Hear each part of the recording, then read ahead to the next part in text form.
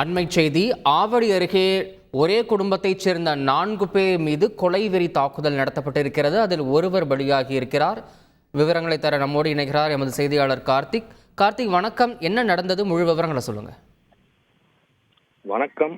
ஆவடி அடுத்த திருமுலவாயில் திருக்குறள் தெருவை சேர்ந்தவர் 65 வயதான மாதவன். இவர் இதே பகுதியில சொந்தமாக VSM ராயல் மகால் நடத்தி வராரு. இவரது மனைவி ஷியாமலா, மகள் தீக்ஷிதா, இவர்கள் மாமியார் ஆறுமுகம்மாள் ஆகியோருடன் வீட்டில் இருந்திருக்காரு.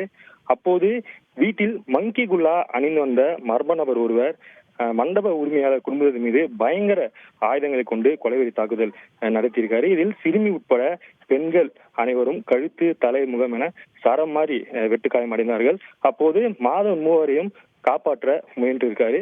இதில் அவருக்கு தலை, கழுத்து உள்ளிட்ட இடங்கள்ல பலத்த வெட்டுக்காயம் ஏற்பட்டு மாதவன் சம்பவ இடத்திலேயே உயிரிழந்துள்ளார்.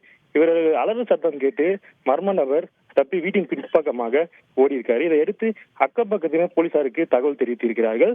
தகவலிருந்து சம்பவத்துக்கு வந்த திருமலை போலீசார் காயமடைந்த சிறுமி உட்பட 3 மீட்டு ஆவடி அரசு மருத்துவமனைக்கு அனுப்பி வைத்தார்கள். அங்கிருந்து மேல் சிகிச்சைக்காக மருத்துவரின் பரிந்துரை அடிப்படையில் கீழ்ப்பாக்கம் அரசு மருத்துவமனைக்கு ஆம்புலன்ஸ் மூலம் அனுப்பி வைக்கப்பட்டிருக்கிறார்கள்.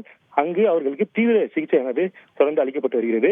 உயிரிழந்த மாதவன் உடலை கைப்பற்றிய போலீசார் சொத்து பிரச்சனையா, முன்விரோதம் காரணமா அல்லது வேறு எதுவும் காரணமா என பல்வேறு கோணங்கள போலீசார் அங்குள்ள CCTV கேமரா, மோப்பனை உதவியுடன் அங்குள்ள தடயங்களை சேகரித்து விசாரணை மேற்கொண்டு வருகிறார்கள். இந்த சம்பவம் இப்பகுதியில பெரும் ஒரு அதிர்ச்சியையும் பரபரப்பையும் ஏற்படுத்தியிருக்கிறது.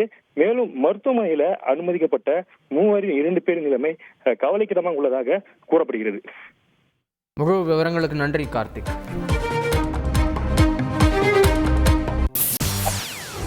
செய்திகளை உடனுக்குடன் தெரிந்து கொள்ள உடனே சப்ஸ்கிரைப் பண்ணுங்க.